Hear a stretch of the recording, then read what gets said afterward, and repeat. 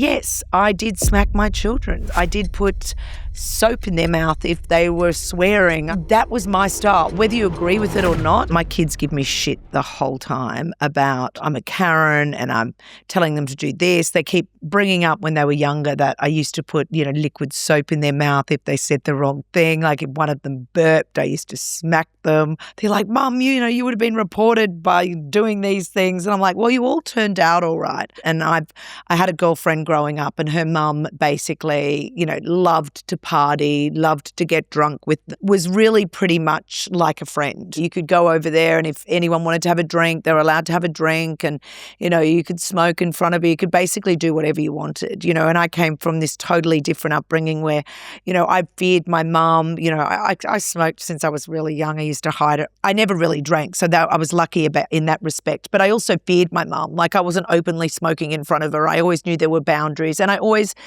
felt secure with having those boundaries. I could call my mum at, she'd always say, just let me know where you are. So, I could call her at 12 o'clock saying, listen, it's a really good party. Can I just stay out for another couple of hours? And she'd be fine. That's all right. But as long as you let me know. And then, if I wasn't home then by that dot of 2, she'd be calling me and like, where the hell are you? What are you doing? And I think that always made me feel it did. It always made me feel very secure.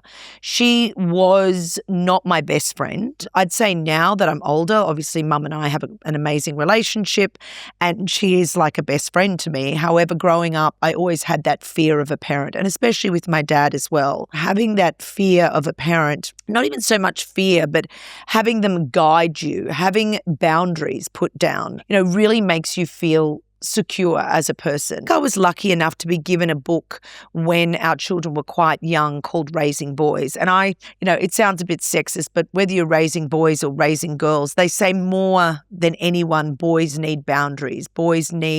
And it was written by someone that did a lot of education and a lot of research in the New Zealand prison system. And chatting to prisoners and asking them how they felt and asking them what their upbringings were like. For a lot of these people, they'd expressed that they didn't have a lot of boundaries, that they didn't have a lot of limitations, and so they didn't have that sense of security. People can crap on about motherhood, and people have a lot of different parenting styles. And, there's a lot of people that don't believe in hitting and smacking, and there's the naughty corner, and there's all these different types of techniques. And I'm not saying that, the way that I've raised my children is the be-all and end-all, but I can say it's probably the thing that I am proudest in my life, most of all, out of anything I've achieved, regardless in business or anything. It is how I feel I've raised 3 really beautiful adults that care for other people, that are considerate for other people. And I think that was because they always felt very secure, because I was always putting boundaries in place for them and expectations in place. And yes, I did smack my children. Yes, I did put soap in their mouth if they were swearing. I did, that was my style. Whether you agree with it or not, Nico used to he tells this story about he would lock himself in the toilet because he didn't want to be smacked and he'd done something wrong. And I'd say, I'm counting to 3 if you're not out by 3. And, he'd tremble. But he'd always come out by the time I'd counted to 3. So for me, it's about creating a family environment where you can always be relied on. And like now, I still have expectations. My children still live under my roof. None have moved out of home yet, but they are all adults. So I'm not sitting there going, you have to be home by 12. But what I do say is when you come in the door, please at least, let me know so that I'm not waking up in the middle of the night wondering whether you're home or not. There's those little courtesies and respect that you have for each other. We're talking about these parenting styles. Obviously Milana's finishing school and a lot of mums, we get together and we have a chat. And, I've always been one that's shown my kids the good, bad and the ugly in terms of our household. When we haven't had money, the kids are aware, no, you can't have that. We really can't afford it at the moment, or no, we can't buy that. So I've been really realistic. If Johnny and I are having an argument, we don't run away into another bedroom and, argue behind closed doors. And I'm not talking, a rip-roaring fight in front of kids. But a lot of children have been sheltered from a lot that's going on. And, I was chatting with this mum and she's like, oh my God, I would never discuss that in front of my children. Or when a grandparent died, when Johnny lost his mother. Billy was only just about 2.5. He came to the funeral. He was present at the funeral. He got to experience what death was. A lot of people say when a dog dies, oh, my dog's just gone away. I'd be like, oh, the dog's died. Are we going to bury it? They get to see it. For me, my parenting style was very much about showing them the realities of life. And I think all of those little things that happen, Nico lost a lizard called Hypo. It was he was 15 when it happened. It was one of the most devastating losses in our family. But it's showing them, when a pet dies, it's not like they've gone away to a happy place or they've gone away to a farm, because that's not preparing a child one day if they do lose a parent or if they do lose someone that's close to them. All of these little moments in life are about building up resilience in a child. It's about building up a strength, within them. I used to take the mobile phone from the kids, even when they had sleepovers. Their friends used to come and sleep over, and they were mortified and so embarrassed because I had a rule that there were no phones in the bedroom, especially now what's happening with social media and people taking photos and, all sorts of nudes being shared by, 13, 14-year-olds. I was not going to risk it. I was like, guys, there's no phones at night. Nothing good can happen. They'd be embarrassed. At 15, 16, I'd be taking their friend's phone from them as well. But that for me was, again, it made them feel secure because that was something that would happen every night that they knew would happen. Look, by the time it got to Milana, I must say that I wasn't as strict on that with her as I was with the boys. But setting those guidelines and setting those boundaries, I think, was really important. But also showing kids about life, showing kids that life is not perfect. If you're sheltering, financial decisions away from them, if you're sheltering financial hardships, saying to a kid, and my big thing was I used to say to my children is every family's different. They'd come home and go, oh, Sammy's just gotten the latest iPhone and, Tommy's just been given this electric skateboard. And my claim was not always, oh, we can't afford that. Never compare yourself to what someone else's parenting style is. And I'm not saying, I'm the be all and end all, but I do know that my children are very resilient. I do know that they've seen enough around them. I don't shelter them from things. I let them experience the hardship. And I think for me, I look at my kids now and, Milana's 18 and, nothing's perfect. And, I'm not putting my children out there to be this perfect, example in society either. But I do know that they're well-rounded. I do know that they are resilient. I think I could drop any of them in any country, anywhere in the world, and they would be able to get on. They're resourceful. And also, I think, sharing, speaking about money and talking about money and having them, get pocket money and opening bank accounts from a really early age is fantastic because one, it's encouraged them all to save. Two, I think they're very savvy when it comes to money and when it comes to the value of money. And I think that is really important, to instill in children. So, not just, trying to be that best friend, trying to, set examples and show from example, I think creates, a well-adjusted, well-rounded adult. And, a lot of people are starting off now, and I know the social media ban's about to happen for kids that are 16. And, I think there's a lot of merit in, having boundaries around phones, having boundaries, because you're sitting there at a table and you're giving a 2-year-old an iPad to play on because you want to have a really nice day out. Well, that's fine once in a while, but that if that is every single time, that child will never, have communication skills. So what, you're being a friend to them going, oh, yeah, you can just have it. You can just have it because it's easier. It's so hard to be consistent. It is so hard to be on the same wavelength as your partner because, Johnny and I have had two very different upbringings. Although fundamentally, I think we always were on the same page. I would never criticize Johnny. Johnny might get angry at Billy. Did I think that was too harsh? Definitely. But I wasn't going to turn around and go, oh, Johnny, you were too harsh on Billy just then. I might say it later on.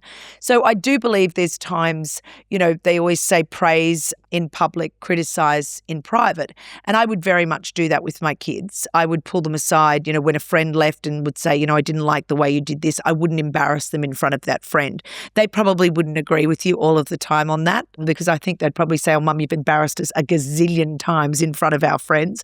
But also I was never afraid to get angry at a child in front of people if they're not doing the right thing and I find it out of order. People are always like, oh, wait till later. I'll tell them later or I'll pick up on that later or, I'm not going to, smack my child in public. I'm not even, or discipline my child in public. The problem is if you don't discipline them then and there for what they've done wrong, they won't remember it 10 hours time. It's like a dog. They turn around and say, when a dog does something wrong, you've got to, like if they've chewed a cushion, you've got to catch them in the act and you've got to, discipline them right there and then. It's a bit like a child. It's exactly that same sort of mentality. You've got to pick them up immediately for what they're doing wrong.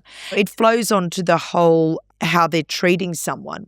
Even the boys, if they didn't jump up for their girlfriend when she walked in the door or, something as simple as that, I'd turn around and say, oh, wow, why wouldn't you jump up for her? So sort of do it in the spot. It might be as a joke, but you're telling them on the spot, like that behaviour is not acceptable or that behaviour isn't going to wash in this house. And I think that is really important, when you are bringing up kids, is to make sure that you are keeping that consistency and telling them when they do something wrong, telling them when they disappoint you, not just scooping it up and, it'll be fine and, they'll never learn. And I was really, really harsh on my kids to the point where they'd leave that morning at school and I'd say to them, what are you going to do for someone else? I want you to come home and tell me 3 random acts of kindness that you've done.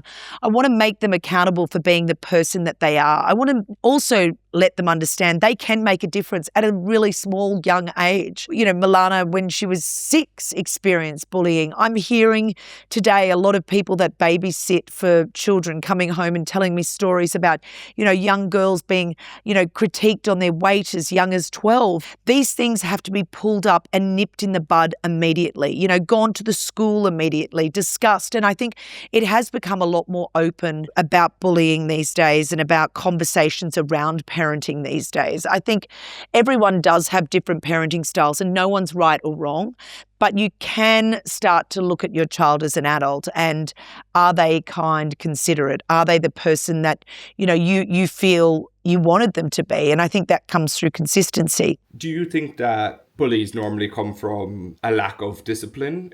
There's also the other end of the scale where they're disciplined so much at home that they become that bully then in the same light. Yeah. Look, bullying is, you normally find that if a child is a bully, their parent is a bully. I do believe it is very much about learnt behaviour. And I know my sister once approached a parent about her child being bullied. And the worst thing you can do is approach a parent of a bully because they are normally the bully and that's who the child has learnt this behaviour of. So if I can say anything in relation to parenting is if your child is being bullied, go immediately to the school, go immediately to the Netball Association if it's happening through netball, because unfortunately a child is bullied because it is learnt behaviour from someone else, and a child is kind because it is learnt behaviour from someone else. A child is not just born kind. It is an actual, I don't know the university studies, but there's been a huge amount of university studies. If a child is exceptionally kind, they've learnt that behaviour off a parent and they've been taught how to be kind, or off a grandparent. They're taught how to be considerate. So bullying really has to be tackled head on, and by moving a child's schools or moving a child away from that situation will never equip that child with the right skills going forward, because bullying doesn't stop at any age. I've been bullied in the workplace at 25. I've been bullied at the workplace at 30, and bullying is something that you need to learn how to cope with and you need to learn how to tackle. It happens every single day. You look at politics, look at the bullying that happens in politics between, Xi Jinping and Trump and, all these world leaders. So how to cope with this is not about, becoming a friend to your child and going, oh, don't worry about it, it'll be fine. Is teaching your child the skills of, no, this is unacceptable behaviour. This is unacceptable. And look, a lot of the time people think, their children are angels and obviously they don't want to believe that their child is the one doing the bullying. But more often than not, if you make a school aware of it, they will then keep an eye on the situation. And the problem is children can't get away from bullying anymore. It's a 24 hour, 7-day a week, and they can't remove themselves from the situation. At least when we were younger, we could come home and you weren't. But that's it. It's constant now. Yeah. And look, I know a lot of, celebrities, a lot of people in the public eye that are bullied every day from people within the community. Like trolling is bullying. Trolling is people, the whole cancer culture. That is a form of bullying. It's people jumping on the bandwagon of someone else. But this is where parenting is so important, is you've got to teach your children the skills of how to cope with adversity, how to cope with that life isn't perfect, life isn't fair. And I think by teaching your children and being honest and open about a situation, that's how children are going to grow. That's how children are going to learn to become resilient, not sweeping things under a carpet. And that's what being a parent is, being that guide through a difficult situation like bullying, being that guide of, through a parent breaking up, being that guide through rejection. The first time that you're rejected, the first time you're dumped by a boy, or the first time you're rejected by a girl, that's massive. I'm speaking to parents at the moment. I know a girl whose son's recently come out as gay, and he's going through a really bad breakup the first time that he's been with a man. He's finding that exceptionally difficult. I think that, you've got to teach your kids these skills. You don't just wake up one day and are able to cope, with the death of a parent. You don't just wake up one day and, cope with a cheating partner. You obviously, all your life's experiences are built upon. And this is what being a parent is. It's not about being your best friend and sitting at a bar and drinking with a child. Being an honest and open parent that's giving guidelines and boundaries, making a child feel secure, is going to make them believe in themselves as well. And going to be able to make them believe in a situation and stand up for themselves when they need to. And all of those build a resilience within a person. You should be creating a little soul within yourself that can then go forward into the world, be a really good person, be a kind person, and be a resilient person. When the kids were at school, they talk about Ricky resilience from a really young age, but I think being able to create a resilient adult that can go out to the world and can stand on their own 2 feet and not call you every 2 seconds. I feel my children are like that. I'm not saying they don't come to you for advice.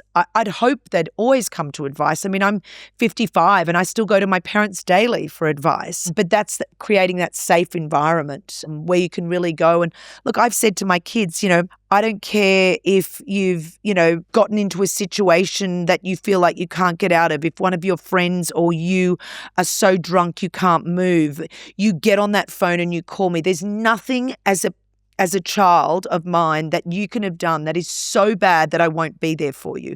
I literally, and that's what a parent is about. A parent is about being there for your child regardless of what they've done, regardless of what they've gone through. And I hope that I've always given my children that message. I've found that a lot with their friends growing up, that, their friends are coming to me now.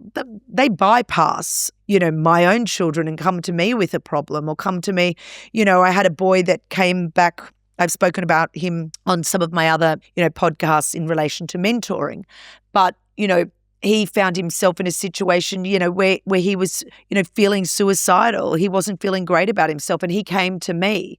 That's something, I felt great about, because I'm obviously providing an environment where people feel like they can come to me. They feel like they're secure enough that they are able to talk to me about these things. And that's what's important, is not being a friend that they know they can come to you with advice. They know that they can come and rely on you. I think that is what is important about being a parent, is that reliability factor, is creating that. Would your kids agree with you now that they're older, that they needed that kind of? Oh, my kids say every single day that they needed that level of, discipline and being brought into line. And also, I think it's not bad if your kids fear you a little bit. I think that shows that you're giving them that, direct line of discipline, and they know they're loved because you're constantly giving them that I'm not, oh, I love you, Billy, you're amazing, you're incredible, you're this, I love you, Nico. Obviously I told them the whole time how much I loved them, but I showed them. And I showed them through consistency. I showed them for always being there.